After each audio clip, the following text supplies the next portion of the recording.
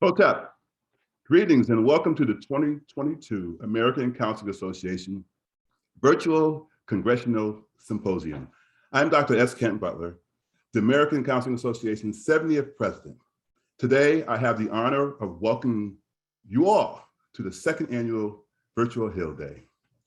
During this event, you will all hear from top congressional staffers, professional counselors, public policy experts, and our ACA Governing Affairs and Policy team, our most phenomenal team, on advocacy tips and federal legislation directly impacting the counseling profession, such as the Mental Health Access Improvement Act.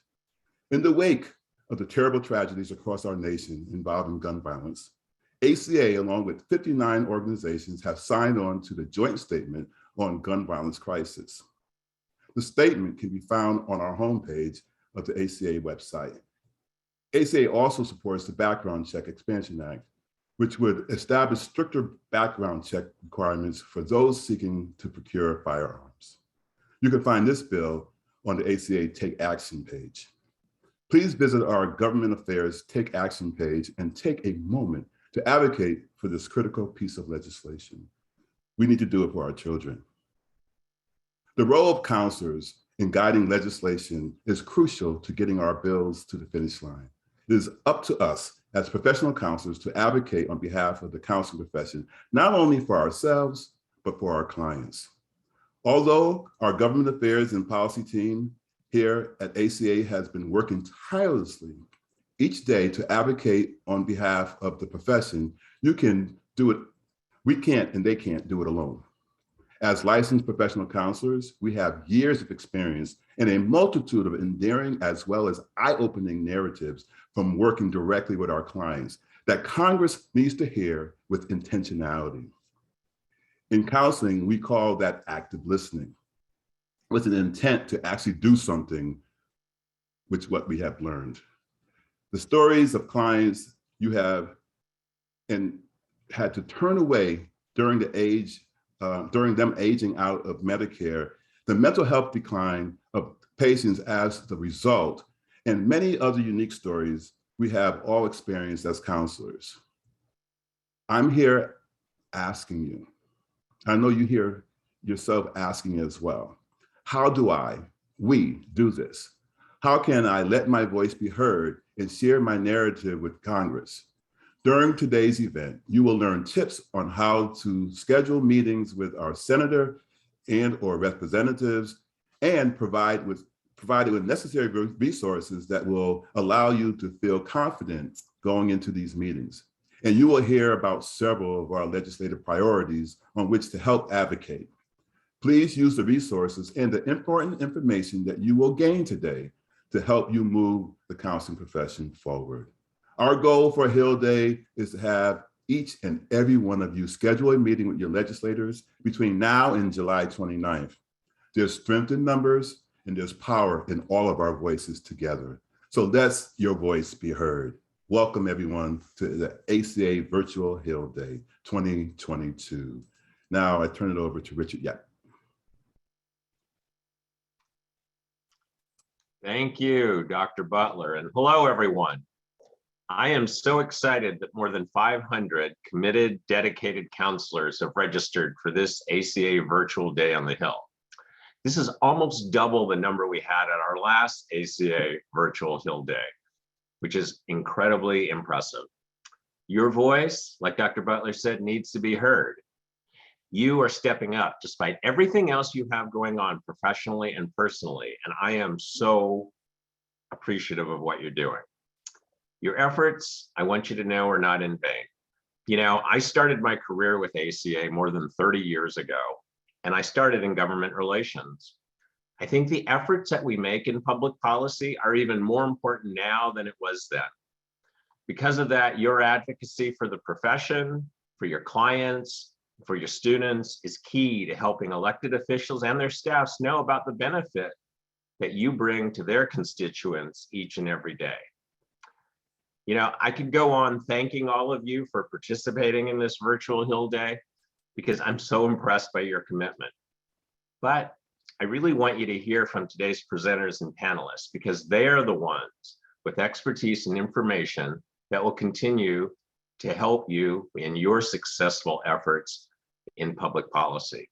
So I'll just say thank you for all that you do and for all that you're about to do. Thanks.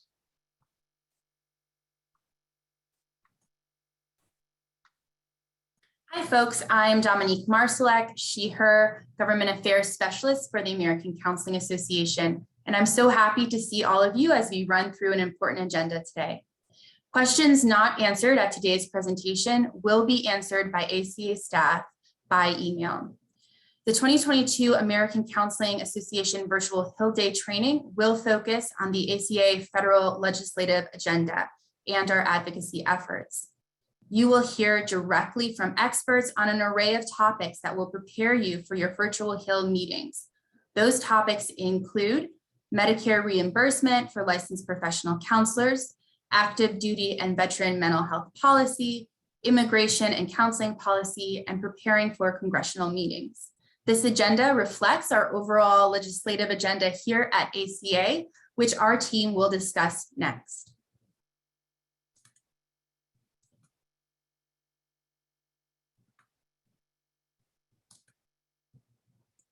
Good afternoon. My name is Dania Lofton, and I'm a Government Affairs Specialist with the American Counseling Association, where I work alongside my other team members who are also Government Affairs and Public Policy members. This includes our Chief, Brian D. Banks, our Government Affairs Manager, Gila Todd, our Government Affairs Specialist, Dominique Marsalek, and our Government Affairs Coordinator, Sydney Sinclair. Together, we work every day to educate and empower legislators and regulators on issues that protect the counseling profession. Our goal is to make sure that these members of Congress and your state legislators, as well as regulators, know the importance of counselors. This includes developing and executing legislative strategies and tactics, communicating counselors' viewpoints to our stakeholders, monitoring state, federal, and local regulatory policies, again, educating and empowering our grassroots members, advising the leadership on policy area focuses, which I'll discuss in a moment, as well as conducting research and analysis of legislative issues and working directly with legislators and staffers on areas of concern. So what are we working on right now?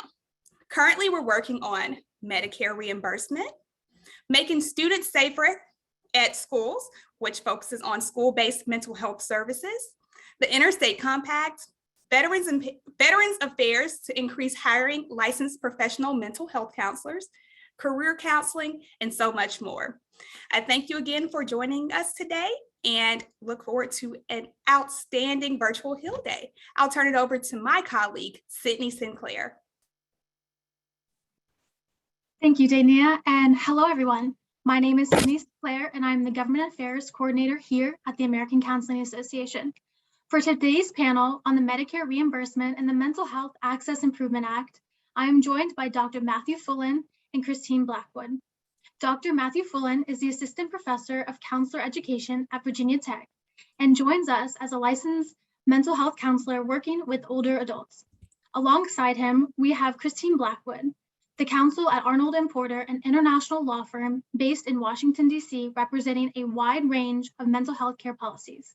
As a reminder, before we welcome these two to the panel, please put all questions in the chat and we will make sure to answer as many questions during the Q&A portion of this session. With that, please welcome Dr. Matthew Fullen and Christine Blackwood. Christine? Thank you, Sydney. Very glad to be here. Matt and I decided that I would go first and give folks an overview of the Medicare mental health access improvement legislation. So first I want to just touch on the basics, because when you meet with your congressional representatives, it's important, since there are thousands and thousands of bills pending in Congress, that you point out that if it's in the House, if you're talking to somebody in the House, the bill number is HR 432. In the Senate, It's S828. It has the same title and the same substance in each of the two chambers. So just a little technical detail to remind them. Another very important aspect of this legislation is that it is Bipart Congress. We have as our lead sponsors in the House, Representative Mike Thompson, who is a Democrat from the Northern District of a northern area in California, and Congressman John Katko, who is a Republican from New York. In the Senate, our lead sponsor is Senator Barrasso, who's actually a doctor himself, and he represents the state of Wyoming. And his co-lead is Senator Debbie Stabenow, a Democrat representing Michigan in the Senate. Okay, so what is the purpose of the bill and what do we need you to convey to your congressional representatives? And why should they support passage of this particular bill? This is about the people who you serve and can serve. This bill is about improving health care for people who are covered by Medicare, which means they're individuals over the age of 65, or they may be younger people who qualify for Medicare because they have very serious, potentially long-term disabilities. This is obviously a very vulnerable population, and they obviously need the services of folks like you to help them cope with a whole number of complexities, both medical and psychological, emotional, and social. So the purpose of the bill is really to ensure that this population of vulnerable individuals can have access to licensed professional counselors, marriage and family therapists, and that those practitioners, you all, will get paid for your services by the Medicare program. So it's important to talk about the value of your services, talk about this population. And the other thing that is very important, which Congress is very aware of, is that we have a serious shortage of mental health professionals available to serve all sectors of our population. But this particular shortage, where it impacts Medicare beneficiaries, is something that Dr. Fullen will talk about in terms of the effect of this gap in coverage. But the current situation is that Medicare beneficiaries can see psychiatrists, psychologists, and licensed clinical social workers, and those practitioners will be reimbursed by the Medicare program. The law does not permit licensed professional counselors or marriage and family therapists from billing the Medicare program or being reimbursed by the Medicare program, and that's the purpose of the bill. We believe that the bill would really be a common sense solution to this critical workforce shortage for this very vulnerable population. We have obviously a lot of ready, willing, and talented practitioners who are wanting to serve this population and should be serving this population. As you all know, and you've heard a little about the fact that right now, for somebody aging into the Medicare program, for instance, they may have to stop seeing the counselor that they've been seeing. So we're talking about disruption in the continuity of care, which makes very little sense. And it also particularly makes no sense since in many instances, counselors and marriage and family therapists are actually billing at lower rates than psychiatrists and psychologists. So the other thing that if you want to bring up, and you don't have to bring up a whole litany of arguments, because your own story is going to be really very important. What you do, why you would want to serve Medicare beneficiaries, why you think they need help, et cetera. That's what the members of Congress want to hear. But I will give you sort of some of the answers to questions that come up when we talk with congressional offices. So for instance, why can't CMS, which is the Medicare agency, do this on its own? Why do we need legislation? Well, we need legislation because Medicare benefits and the type of practitioners who can bill Medicare is governed by law. And it defines, the law defines who can be a provider of mental health counseling services. So we need to change the law through the legislation. And another question that has come up is what prevents the federal bank, so to speak, from breaking as we expand what Medicare will pay for and who can bill the Medicare program? Well, besides the cost efficiencies and the long-term savings from providing preventive services that can keep older adults, particularly those with medical complexity and challenges, the longer we can keep them healthy, functional, and better they're able to manage their physical health conditions, as you all know.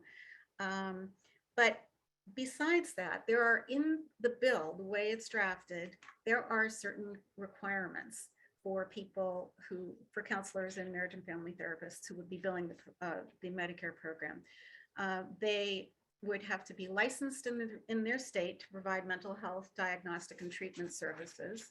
They have to have a master's or doctoral degree in the field. They have to have at least 2 years of directly relevant clinical supervised experience. And there is a rate cap in the legislation written into the bill, which the billing rates for counselors and marriage and family therapists would be set in the same way that the Medicare program sets rates for payment of psychiatrists, psychologists, and LCSWs. It would tie the rate for LPCs and MFTs to the lesser of, to 80% of the lesser of the clinician's actual charge or his or her services, for his or her services, or 75% of the annual rates for payment of a psychologist. So for example, as with most Part B services, beneficiaries would be responsible for 20% and Medicare would be responsible for the 80% of the rate. And the rate would be set every year probably at this 75% of the psychologist's rate would be set by the CMS program. So another sort of inherent constraint built into the legislation. The Medicare program requires evidence that services are medically reasonable and necessary for any Medicare beneficiary. So for instance, as some private insurance providers do, Medicare could place limits on the number of sessions allowed for a beneficiary. That's not stated expressly in the bill, but it's something that CMS would have latitude to do. Also, covered services would include only the diagnosis and treatment of mental illness. So for instance, if you get a question about, well, are seniors going to be able to get Medicare to pay for marriage counseling? The answer is really no. This is for mental health counseling. It may involve marriage issues as incidental or part of that service, but it's not an effort to have marriage counseling provided to, that's not the main focus of the bill. And if you hear concerns about how many counselors, how many MFTs are going to be eligible to bill the program, is this going to be extremely expensive? Well, obviously not every counselor or MFT is in private practice. Some of you may work in the Veterans Administration, some of you may work for an employer assistance plan and in a variety of other settings. And you may not be able to see individual patients, or you may, but it may only be a few. So anyway, so just quickly, the current status of the legislation, we are thrilled with the momentum that we've had, and you're such an important part of keeping that momentum up. The bill is one of the pieces of legislation that is being considered actively by the Senate Finance Committee, which is putting together a number of pieces of legislation for a mental health package. And so we're very pleased with that. On the House side, we also understand that our bill is in play. The timing may be even before the August recess, but it's possible that we might see legislation coming together at the end of the year in a lame duck session. But there are a lot of people who really want this bill to pass who are members of Congress. So you may find a lot of support, and we hope you do when you talk with those offices. So that's sort of the overview I wanted to give, and I'm going to turn it over to Matt for additional comments. Thank you, Christine. It's great to be with all of you today. My role here is to provide some additional research, some numbers and stories that our team has collected that we hope you can use as you're having conversations with lawmakers and their staff around the importance of this Medicare reimbursement legislation. So we believe that having licensed counselors and licensed marriage and family therapists available to the Medicare population is incredibly important, particularly as we talk about equitable access to mental health services for people of all ages and all abilities. We want the Medicare population to be represented just like people of every other stripe have access to mental health counselors across the country. A little bit about the historical context. You know, Christine mentioned that current Medicare regulations allow other professions, allied professionals, to see Medicare recipients. The list of providers was last updated in 1989. So we are over 30 years past due to update the legislation that dictates who can provide Medicare reimbursable services. It really is time to modernize the mental health approach under the Medicare program. We know that the mental health marketplace has changed dramatically since 1989, and the types of professionals who are providing services simply looks incredibly different than it did when that last update to the Medicare mental health provider regs were passed. And so it's more than past time for us to update these regulations so that the 225,000 licensed counselors and licensed marriage and family therapists who work across the country can use their skills to provide services to the Medicare population, just as these professionals provide excellent services to everyone else. In terms of some research specifically on this issue, our team at Virginia Tech surveyed roughly 6,000 American Counseling Association members, and we found that among practicing counselors, approximately 70% of respondents had some sort of direct experience being impacted by the Medicare mental health coverage gap.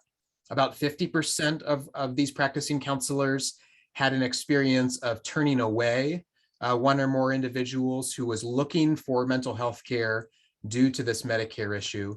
About 39% reported having a therapeutic relationship that was disrupted, where they had a client who they were working with, and then that client became Medicare eligible either due to age or disability status changing.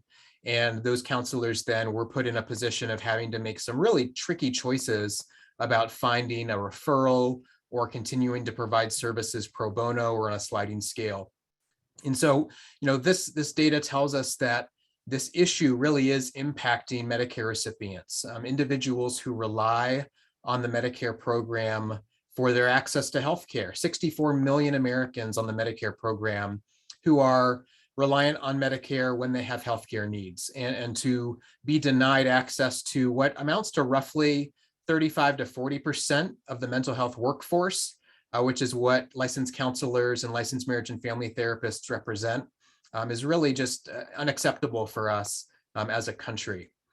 In addition to some of this quantitative data around Medicare access challenges, we've conducted many interviews with licensed counselors, but also with Medicare beneficiaries directly to find out more about their experiences trying to navigate having Medicare, looking for mental health services in the context of this outdated policy. One Medicare recipient, age 60, qualified due to a disability, told us it's incredibly frustrating. You feel angry and despondent. I'm already dealing with my depression symptoms, and on some days you just want to give up because of how hard it is to find a provider. And if the law would pass, this person told us, and LPCs and LMFTs were able to provide services, it would be so much easier for people like me to be able to get the help that we need. Another individual, age 69, who is eligible for Medicare based on age, told us that she discontinued therapy, and if she hadn't had to pay out of pocket, things probably would have looked different for her. Because she couldn't afford to pay out of pocket for services, and because she had such trouble finding a Medicare eligible provider, because she wanted to work with a counselor, she ended up having what she called an emotional breakdown that resulted in hospitalization. And she told us that perhaps this all could have been prevented if I hadn't had to pay out of pocket, if I could have continued my counseling with the providers that I wanted to work with. Another case that we spoke with, this was a 57-year-old individual who qualified based on a disability for Medicare. And she said, it's extremely frustrating and demeaning when you rely on Medicare and just can't find services. It begins to feel more and more hopeless and helpless. And she told us that, when you're reliant on Medicare, it either means that you're dealing with advanced age or with disability, and there's certain vulnerabilities that come with that. And she said, as a country, we can do better. We should be able to make it easier for people to seek mental health services. And so we heard loud and clear from these people that we interviewed that they view the current mental health care policy and the lack of recognizing the full range of mental health care providers as a major hurdle to being able to find consistent, high quality mental health care.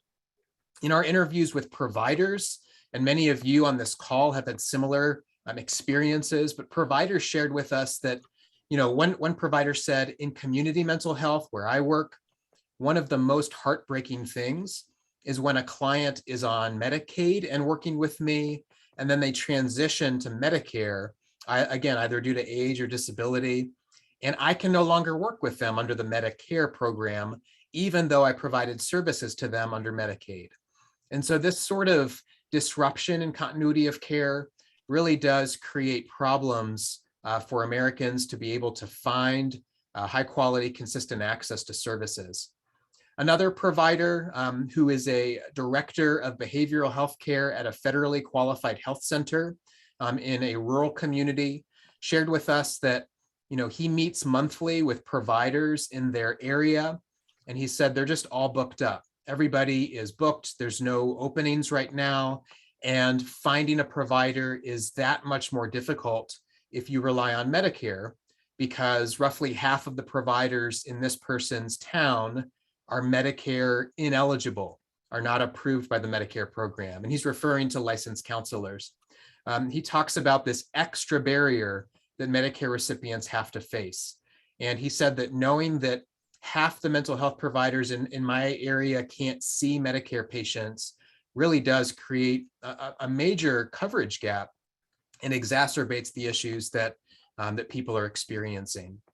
Another individual who works in private practice, this is a licensed counselor, told us that, even though some of my clients that I work with, they eventually, something happens and they qualify for long-term disability, I help them go through the paperwork. And even though they have this established therapeutic relationship with me, they ultimately have to transition to a different provider. And sometimes my clients don't want to start over with somebody else. And so sometimes these clients just end up not seeing anyone.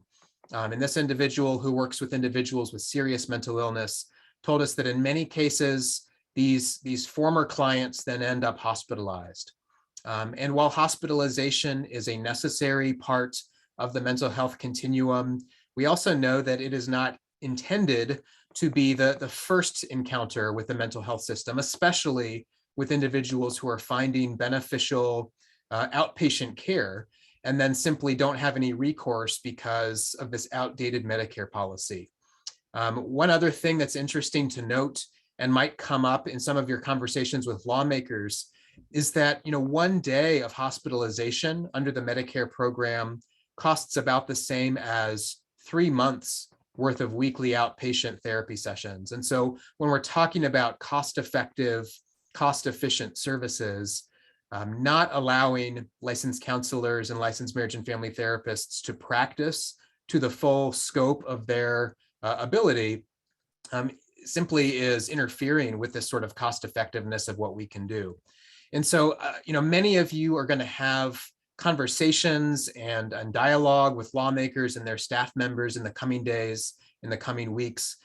This is such an amazing time, and it's such a timely opportunity for us to impress upon lawmakers just how important this time is, just how important it is for us to modernize the Medicare system now so that Medicare recipients have equal access to mental health care. And in terms of some things that might come up in meetings, I just want to reinforce a couple of these points that are very similar to what Christine shared.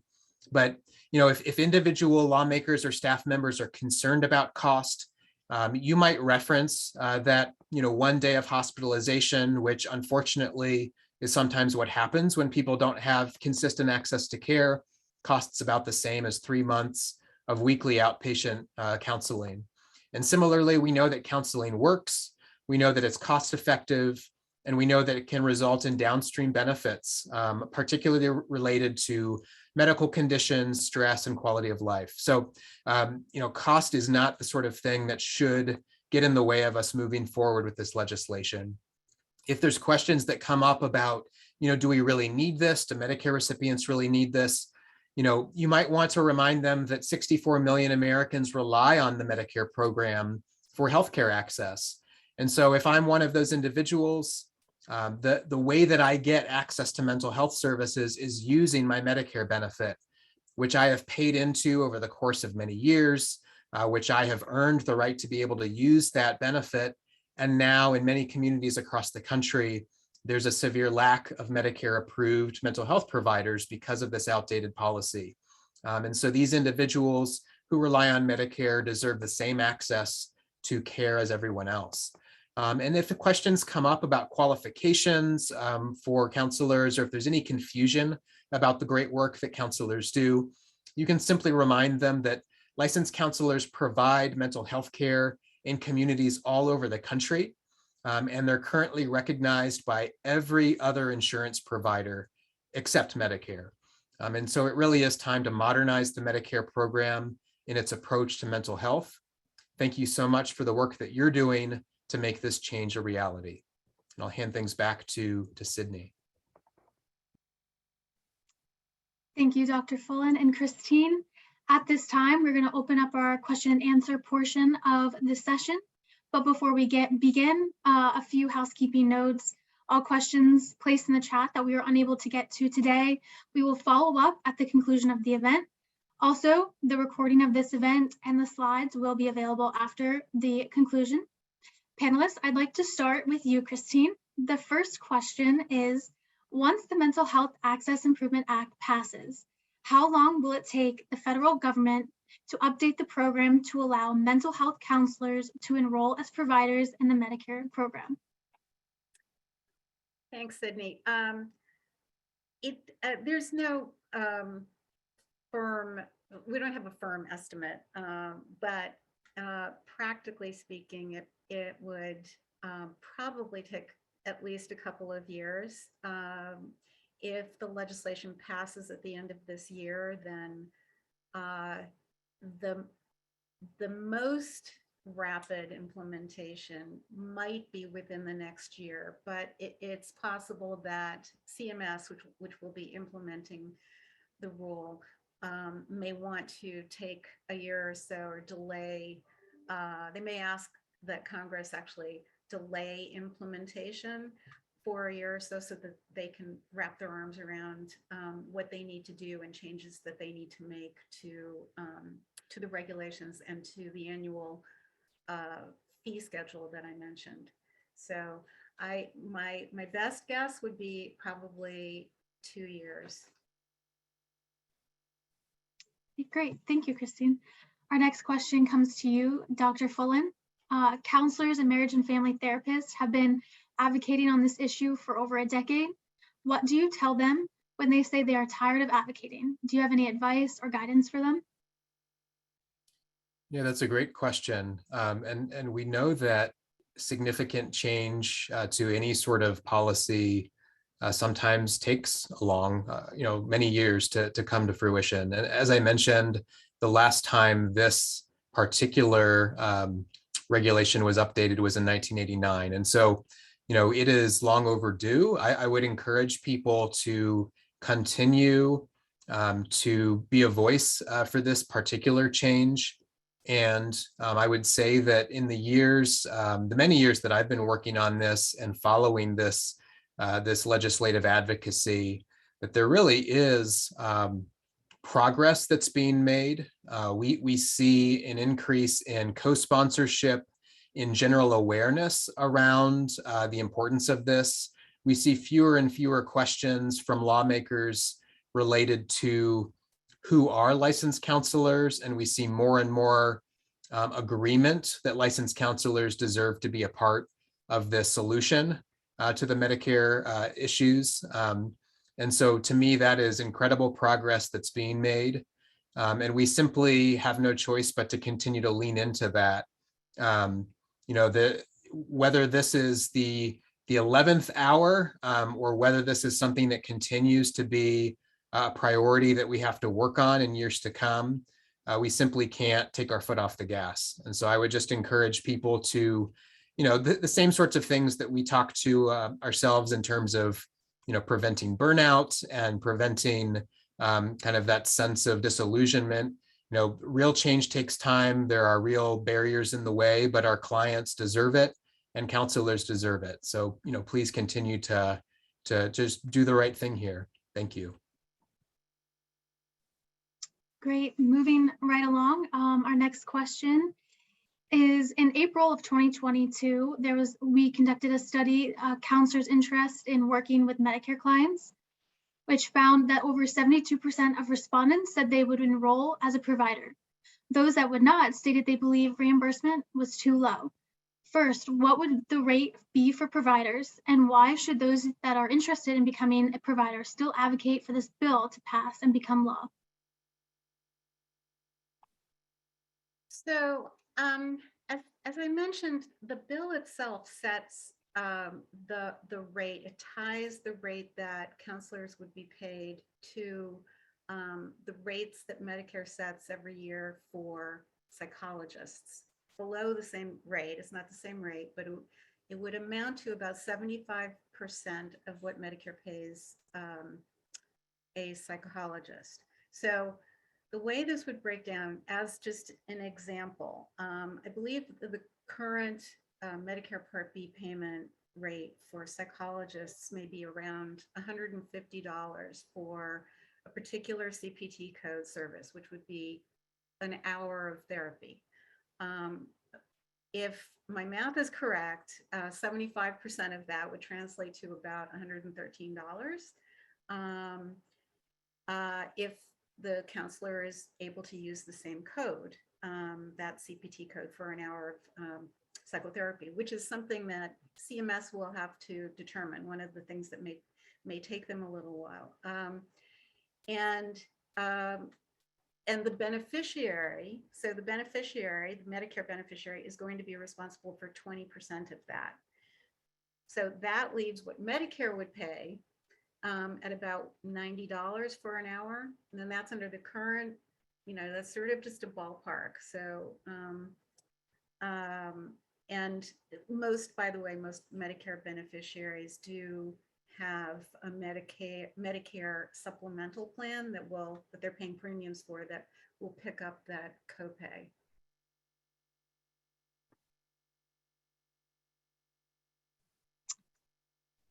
We are just about out of time, but to conclude our Q&A portion, we'll ask one more question. Briefly, with the midterm elections looming, what can voters do to make sure they're fully educated on the issues that affect the counseling profession prior to going to cast their vote?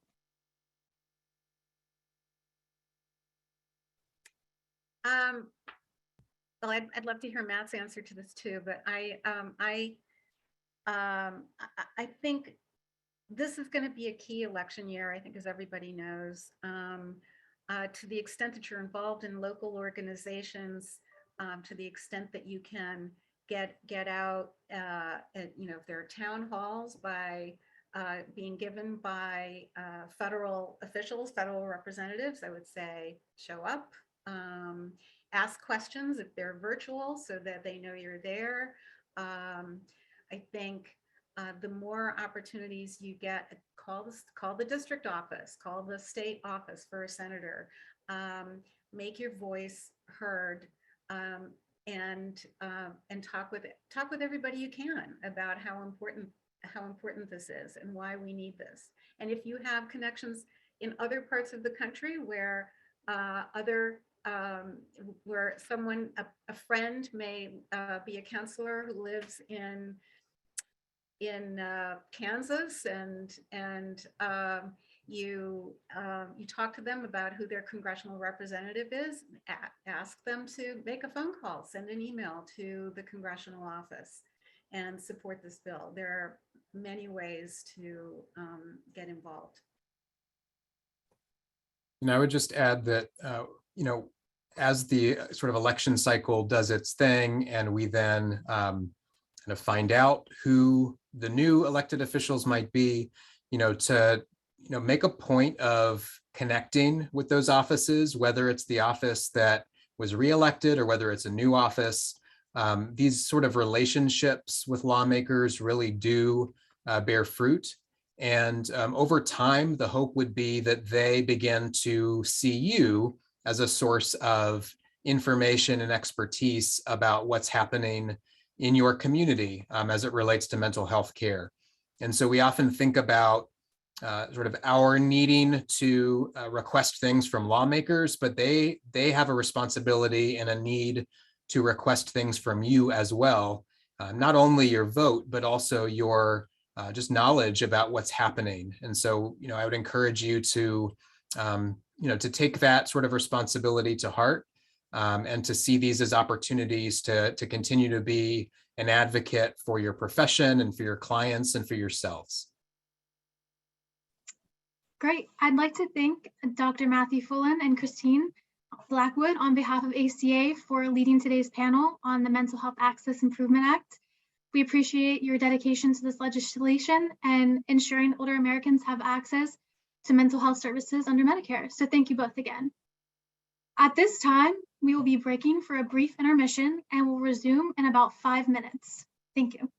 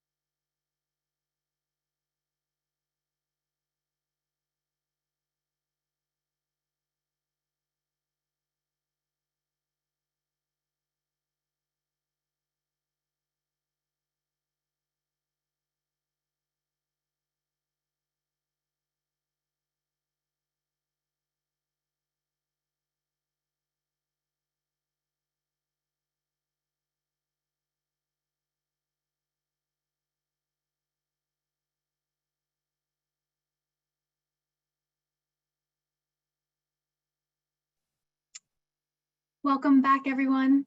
We are going to continue our virtual Hill Day Symposium with two important federal mental health policy areas of focus here at ACA. One being active duty and veteran policy with a discussion led by Dr. Donna Ferguson. The other is immigration and counseling policy led by Dr. Isabel Farrell. Dr. Donna Ferguson is with the Department of Army and serves as the Chief of the Behavioral Science Education and Training Division, and joins us today with over 22 years of experience working with the Army on veteran mental health. Dr. Isabel Farrell is the Assistant Professor of Counselor Education at Wake Forest University and serves on the Public Policy and Legislation Committee at ACA. To begin, we will start with you, Dr. Ferguson. Good morning, and I'm so grateful to be here. I want to begin with the message that I believe that our counselors are the bridging strategy, and we're the answer to some of the challenges within our nation's military. We're 1/3 of our nation's mental health professions, and we want to begin to advocate on behalf of that, because I believe that we have the training and education, the clinical supervision to be able to support our nation's military, where there are several gaps.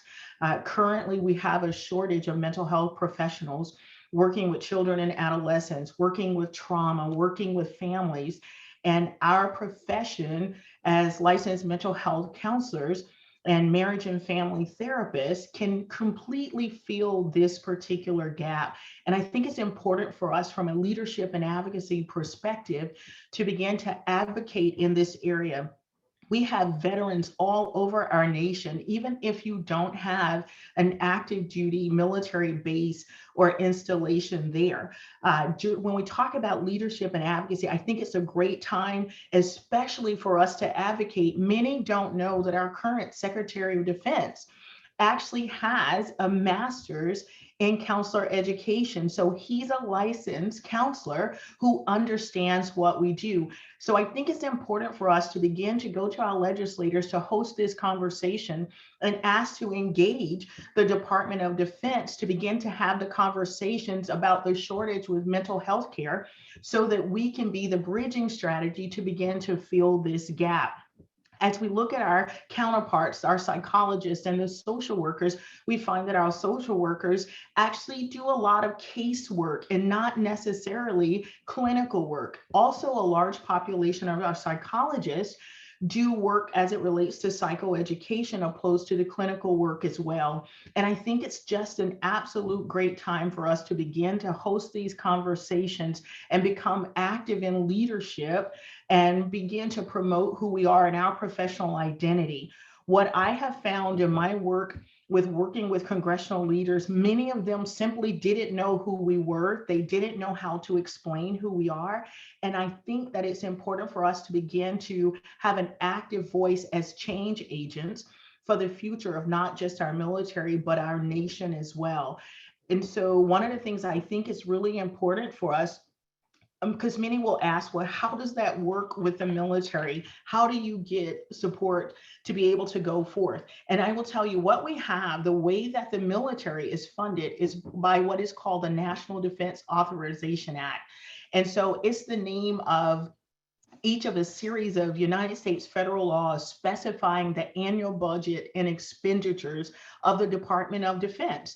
And you heard Dr. Fullen and Dr. Blackwood talk about modernization and how we're somewhat behind the times. I believe that Department of Defense falls within that exact same category. There are very few licensed mental health counselors and marriage and family therapists that actively work within our nation's military. So I encourage you during this time to begin to reach out to your legislators and pose the question about the gaps within our military and our veteran populations, and how we can be the bridging strategy for what is happening and what is going on. I will also say that I know that many counselors are not familiar with the National Defense Authorization Act. And so one of the things that I want to tell you about policy and legislation that's currently going on is that counselors should have an increased awareness of what the NDAA includes. There are currently 3 bills pending in Congress, even as we seek to support, for instance, maternal mental health care. Currently, we have the Military Moms Act, we have Protecting Moms Who Served Act, and we have what's called the doula program, which is delivering optimally urgent labor access. If this particular legislation passes, there will be an increased funding for many maternal mental health initiatives. And so we need to be actively involved in this process. Mental health counselors are uniquely positioned to provide valuable information to clients that can significantly alter the trajectory of their perinatal mental health and postpartum experiences. We've been trained for such a moment as this, but if we don't know what's available, we can't pass it along to our clients. And currently, the impact of untreated, for instance, perinatal mood and anxiety disorders, we know that it's well documented, and 75% of women affected by this condition go untreated. So it's not just about affording us an opportunity, but it's about affording care to our clients. When we think about rural America, our clients are there, veterans are there. And again, I believe that we are the bridging strategy. We can handle career counseling, marriage and family, trauma, school counseling, all of these areas that not just impact our nation, but our military force as well. And I think it's time for us to really begin to become that particular change agent. And so I say to you, we can do this when it comes to not just mental health care. The suicides in our nation and our military are extremely high, but our mental health counselors are trained, well trained to be able to handle this.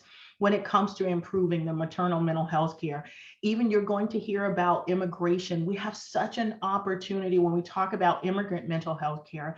So our rigorous educational programs and our clinical training and our supervision truly positions us for this. And with more than 22 years of service working with our nation's military, I will tell you, as a licensed mental health counselor, I've been able to showcase our capabilities. We have what is called problematic sexual behavior that came as a result of the National Defense Authorization Act. And it was counselors who came forth to begin to help Department of Defense actually structure and put this together, even develop the curriculum for the training across all the military installations. When it comes to intimate partner violence, we've been able to work in that area along with child abuse and domestic violence. And because we were a nation at war for so long, many of our military service members came back home with mental health challenges that also impacted their families. And as a result of that, we are uniquely positioned to impact change for our future. But not just that, when we talk about children and we talk about adolescents, we also have a gap in care and have a shortage as well. So those who specialize in children and adolescents, it's an opportunity to speak to our legislators about this. Our military fights our nation's wars, and we have a responsibility to them to ensure that they are protected, because it doesn't just affect them individually, but it also affects the trajectory of the future. And we can have transgenerational trauma that can proceed for subsequent generations to come. So I encourage you, again, leadership and advocacy is so important. And so let's be change agents to ensure that our nation's military and our veterans are protected as well. Thank you so much.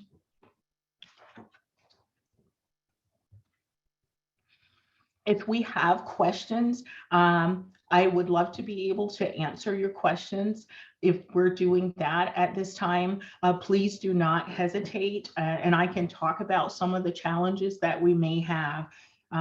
When we talk about, again, I mentioned the fact that I've had an opportunity to highlight the experiences of counselors. I mentioned the problematic sexual behavior, the maternal mental health, but even research. Counselors are doing research as well that has become very beneficial. Also, those, when we talk about curriculum development, you can help in those areas as well. So if there are questions, I will take those if there are any.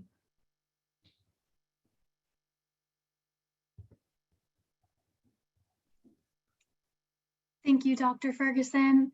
Dr. Isabel Farrell, the floor is yours. Hello, everyone. I'm here to talk about immigrant mental health. There's actually a specific field that I want to address before I talk about the needs of mental health within immigration policy. But one of the things that is important to note is that immigration is a very divisive topic. Even with a quick scan of federal legislation being introduced in this was about 430 of them. And then some problematic bills is there. So one of the first things that I think as advocates we need to do is that we need to make sure that we talk about immigration in a way that is we unite and we represent. As an immigrant myself, this is very close to my heart. But there is a specific policy I want to talk about, which is the Immigrant Mental Health Act of 2021, is HR 2480 or S 1100. Currently it's been stuck. It's been introduced since October of last year and has been referred to the Subcommittee of Immigration and Citizenship. So when you talk to your legislators, you can talk about this Immigrant Mental Health Act of 2021, which is what it really does is that it directs Custom and Border Protections to take steps to address mental health issues among immigrants and CBP agents and officers, so the Custom Protection, Border Protection. But why is this important? Well, what we know about research is that immigrants and refugees are faced with pre and post-migration stressors. So before the immigration process and after the immigration process. Some of the pre-immigration process often includes trauma or trauma-related incidents. They occurred throughout the migration process. So whether it is that they've had trauma incidents for their home country or during the process of migration. But then there's also post-migration stressors, which includes difficulties that arise with a cross-cultural transition after immigration. So for instances, researchers have linked acculturative stress. So acculturative stress is the stress that includes an acculturation after migration. So that has resulted in higher rates of depression and anxiety. Additionally, being migrant raises the likelihood of experiencing depression in general. We usually face communication challenges.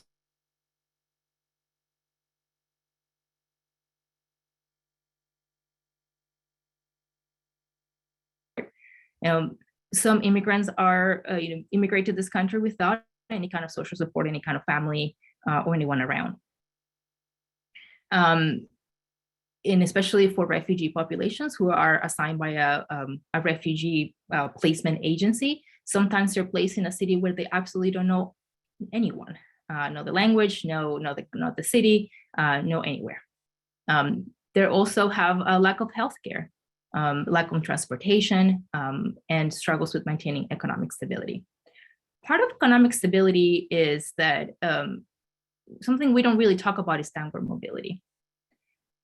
Usually when people migrate, they have the hope and expectation they will be able to continue their career or vocation.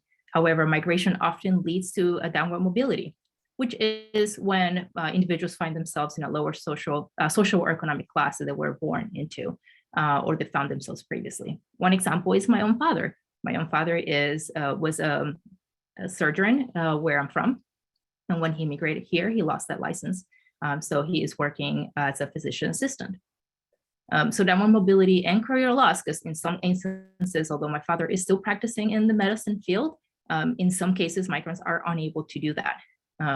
So that's a post-migration stressor, and that just contributes to the disparities of labor force, financial earnings, and levels of unemployment, while also having a detrimental implications to self-efficacy and just job satisfaction, loss of social identity and wasted skills. So it just really exacerbates a lot of more of this pre and post-migration stressors related to migration. So what it is important to be aware when we're thinking about, the bill and the needs of immigrant populations. Well, one is the differences between a voluntary migration and forced migration. So, usually when we talk about voluntary migration, it's understood as a choice. Usually is for education or to better our social or economic standing. And a forced migration is usually it's a movement because of political conflict or persecution or man-made or natural disasters. So for example, refugees fleeing out of Ukraine. But it is crucial to recognize that labels and distinctions between forced and voluntary migration exist to ease political and public discourse around the process of migration.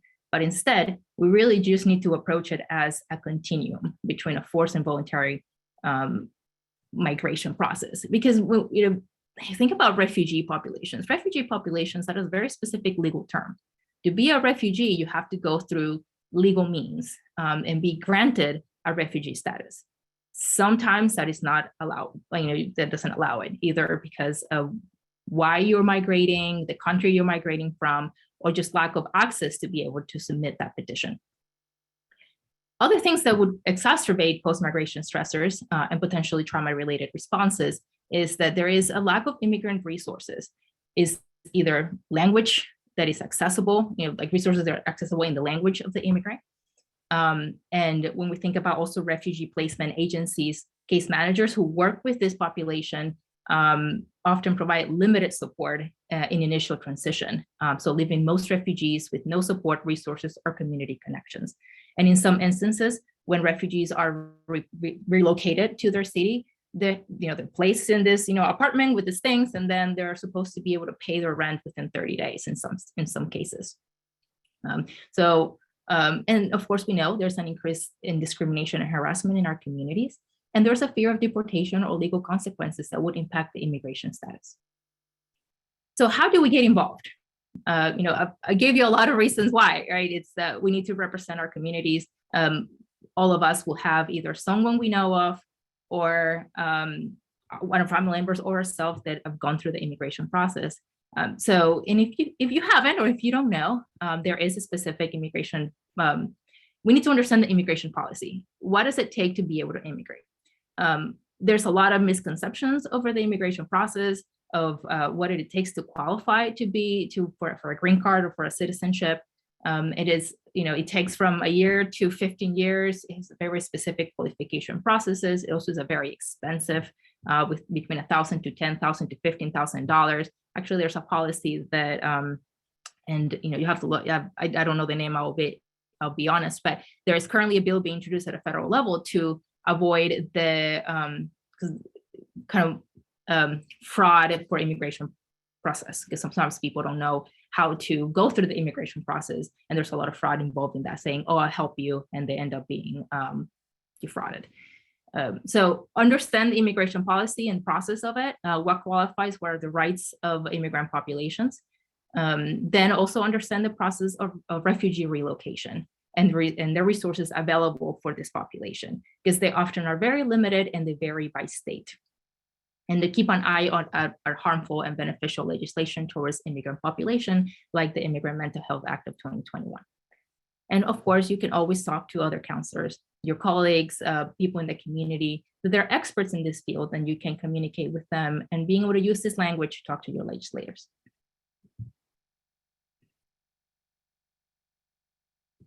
That's it for me. Thank you, Dr. Ferguson and Dr. Farrell, on this incredible information that counselors can use to advocate on behalf of this profession and their clients. At this time, I will pass it over to Brian Banks to introduce our next panelist. Thank you.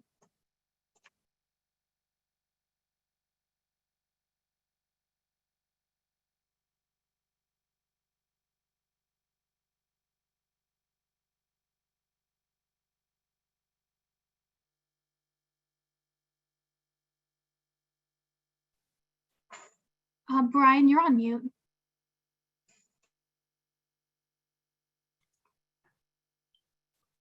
Good afternoon, everyone. Thank you, Sydney. Welcome again to the Virtual Hill Day. My name is Brian Banks, the Chief of Government Affairs and Public Policy Officer for the American Counseling Association. I'd like to thank you all for joining us. You've heard from some great speakers today. With all of that information, the question that I'm sure many of you are asking is, what do I do with it? So today we have two dynamic Capitol Hill veterans that will speak with you today on effectively preparing for Hill meetings, communicating with confidence, and other hot button issues that are taking place in Congress. Before we get there, I want to say Nicole Schultz, who is the district director for Congressman Anthony Brown, was going to join us today.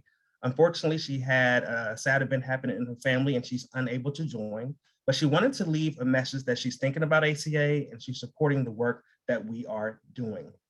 Joining us today will be Mr. Terrence Taylor, who is the district director for the majority leader of the House of Representatives, Congressman Steny Hoyer. In Terrence's role, he is the senior advisor on local, county, and state policy issues, and is the principal liaison between the district office and elected officials, businesses, civic and nonprofit organizations, and federal agencies. Terrence has worked with the Congressman's office since 2003 in a variety of roles. Prior to working with Congressman Hoyer, he was the special projects liaison for Congressman David Price, representing North Carolina's 4th District. Terrence has a BA in political science from Morgan State University, and he earned his MA in liberal studies from Duke University. Also joining us is ACA member Mara Boggs. Mara is the state director for U.S. Senator Joe Manchin from West Virginia. Mara is a decorated Army veteran who entered the Army after graduating from West Virginia University.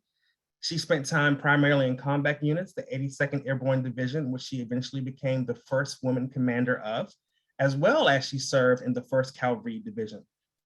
Mara holds various military honors, including the Bronze Star, the Senior Jump Star Badge, and the Combat Action Badge.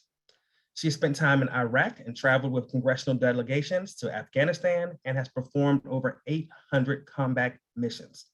While in the Army, she worked on Capitol Hill as a congressional fellow.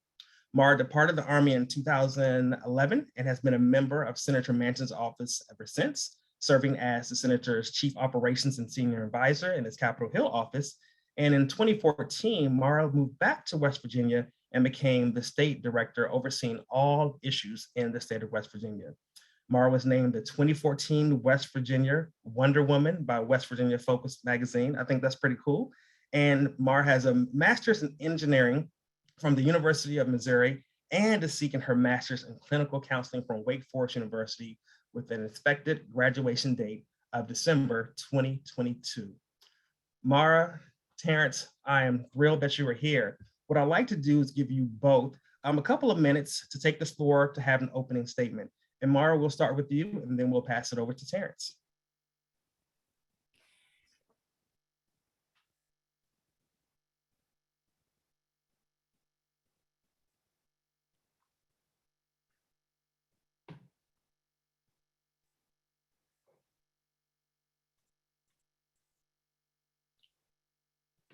Hello, Mara, can you hear us? Mara may be having some technical difficulties. Terrence, we'll kick it off with you and we'll come back to Mara. Okay. Can you hear me? Yes, we can. All right, then. Thank you, Brian, and thank you to ACA for inviting me and my colleagues to participate here with this virtual event. I think I've been sitting on here listening through some of the speakers, and it is a dynamic briefing as you prepare your members to engage their congressional members. I just wanted to kind of share with you some of my thoughts, and since on a large basis, we get a opportunity to engage with a lot of different groups that come before us. I think even now, the need in the last 2 years, we are all been affected in some way. Our mental health has been tested. Living through a pandemic, the last time we experienced something like this in the early 1900s. And today, as we went through this pandemic and still going through it, that the early stages that everyone was put under extreme amount of pressure and stressor to try to determine, will I survive? And having the threat of a daily body count that we all was looking at television, and in a sidebar, you see you got the death toll is piling up, and seeing people who was affected by the coronavirus could not be buried properly, and all the things that this pandemic have shown us, our vulnerabilities and stuff. But the major thing is, I think that we all had to deal with is how we feeling. And that is always, as an America, in our culture, Americana, we're kind of like the tough person, the tough men and women, the resiliency of America, we'll take on any challenge. And the pandemic proved to us that that is not true, that there's a price that we all pay. And so I want to thank everybody who are in the mental health professional and continue to be at the point of the spear to making sure that we have a healthy mind, healthy body, healthy person, citizen, or residents in this country and around the globe. So I think that my role is just to share with some of your members on how you engage, how do you come about engaging our offices. It's not rocket science. I think the staff there and your Washington office have given you great talking points. I will say there's a difference between the Washington office and the district office just by location, but we all function, we're all part of the same wheel. And we just have different roles. And in the district, we have a chance to meet with some of your members on a daily or weekly or monthly basis who continue to engage them. As you're going on with the members and our counterparts in Washington, sometimes those meetings have to be much more succinct. You only have about 15 or 20 minutes and you have to go in and hit the points that you are there. But the most important thing is building that rapport with your delegation, with the members or your senator's office that you are formed, build that rapport to explain to them, because as we all use the terminology, it's good to talk to real people. It's good to kind of hear the day-to-day things that you all are seeing on the ground and to explain to the staff and to the office about the critical needs for that. And that is one of the ways that we see how all legislation is kind of speared from, good legislation is made from people on the ground like yourself. And so I will get into some of the Q&A to give you an example, but for example, in a district office, I always tell groups, when you go to Washington, in our office, we tell people in our DC office, connect with our district office, because your members, you will be able to engage with them more than you will with coming in on a legislative fly-in day or a virtual fly-in day. You will see a person like myself or the other colleagues that kind of cover your particular areas in the district, and to have that rapport for them to be out to see some of the things that you are dealing with. And so that is always kind of the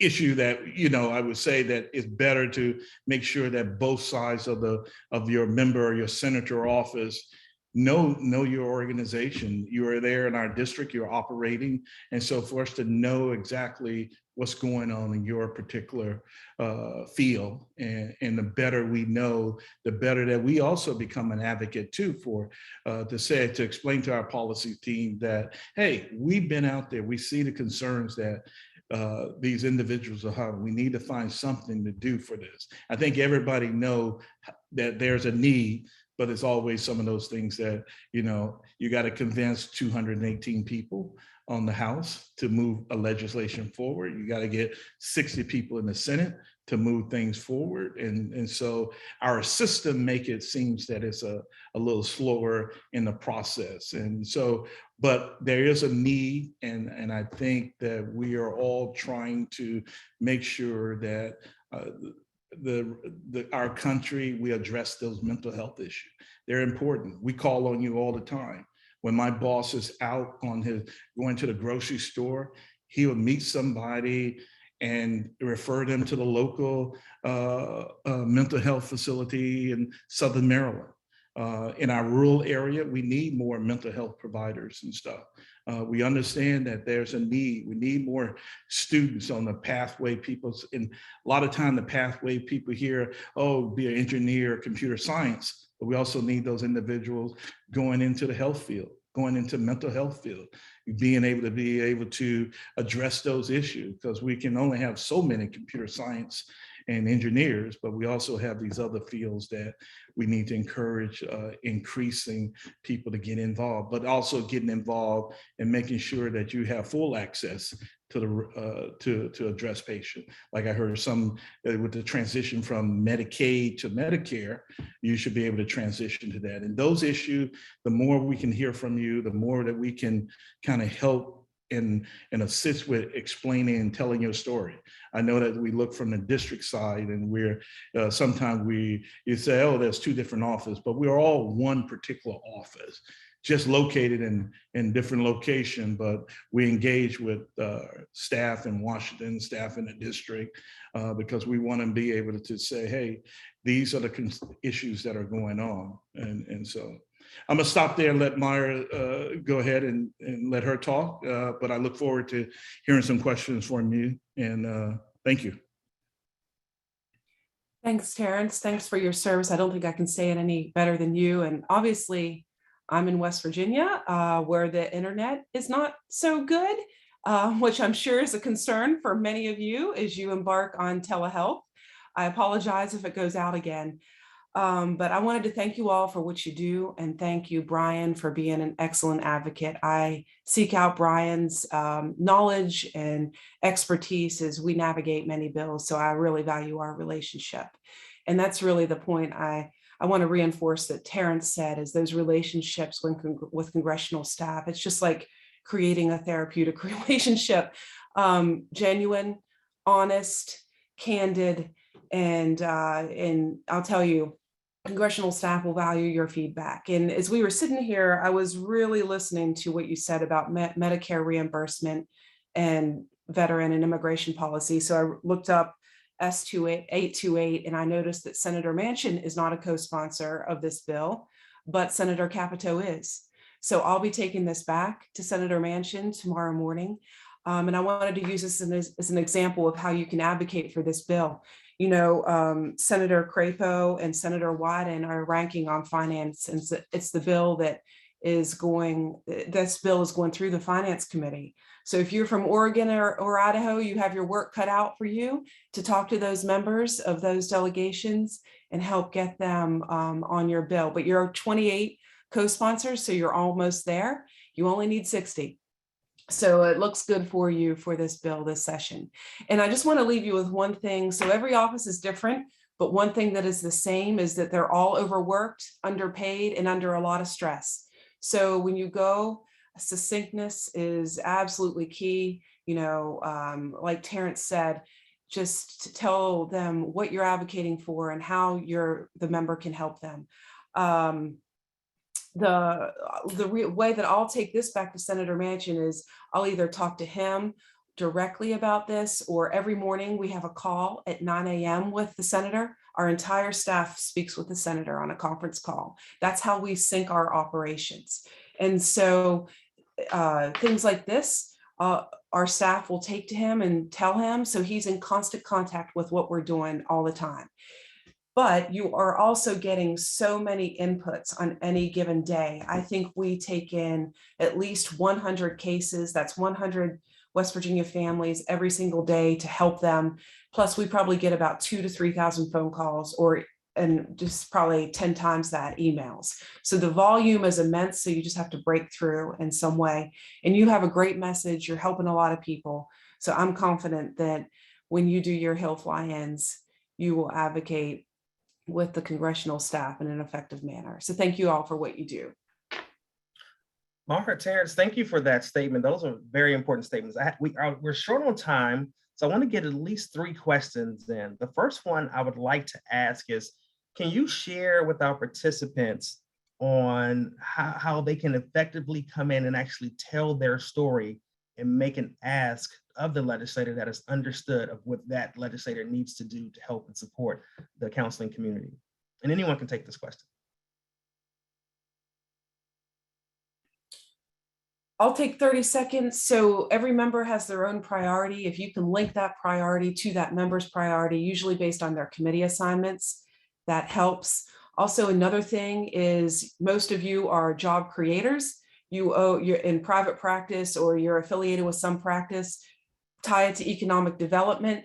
And then, of course, if you can tie it to the priorities of the day, the bills that are going through Congress right now, that's school safety. Anything with school safety is a big deal right now, because that's, at least in the Senate, that's what's being negotiated. Infrastructure, as well as your Medicare reimbursements. It's incredibly timely right now. Mara, thank you for that. Terrence, please.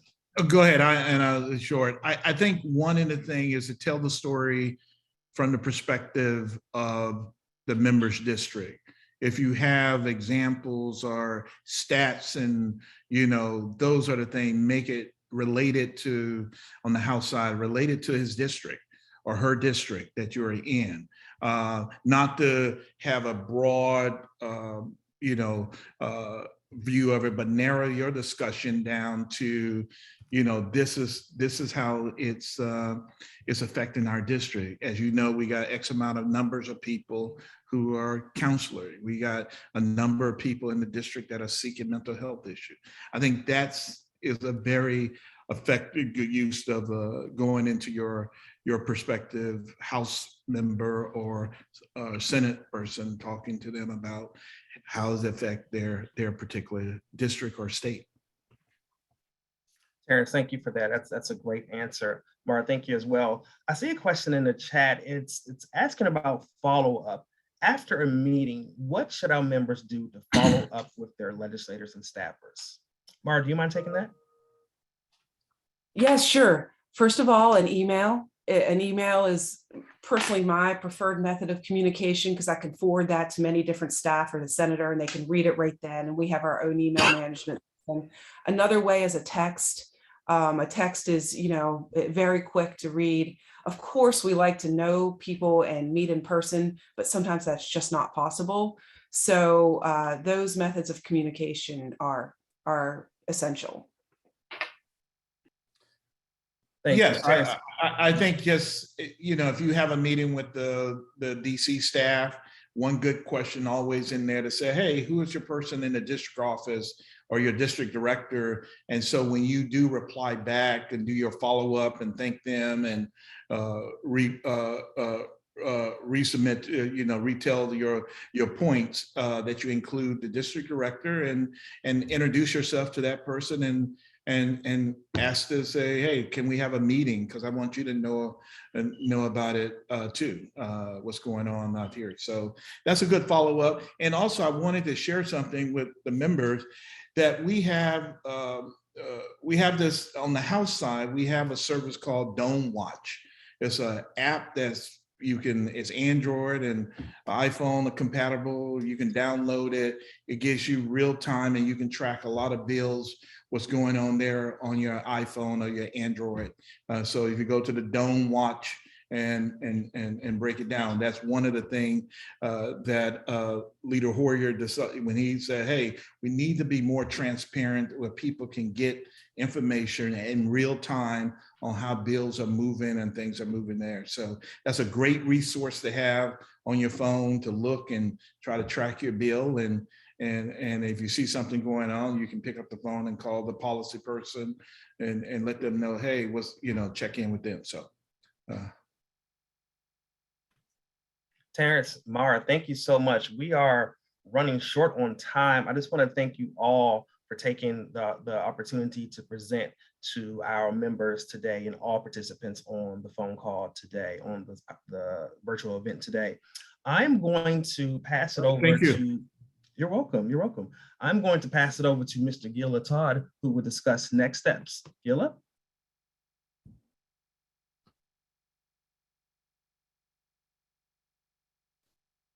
Thank you, Brian. And thank you to all of our participants and attendees at today's ACA Virtual Hill Day. So you've heard from policy experts as well as ACA staff on the importance of advocacy. Your next steps are to meet with your legislators. We provided you with resources that should make your advocacy journey easier. However, if you still have questions or if you need additional information, your ACA Government Affairs team is happy to help out. You can reach us at advocacy@counseling.org, or you can give us a call. Again, thank everyone for attending today's event. have a great day. Thanks. Bye.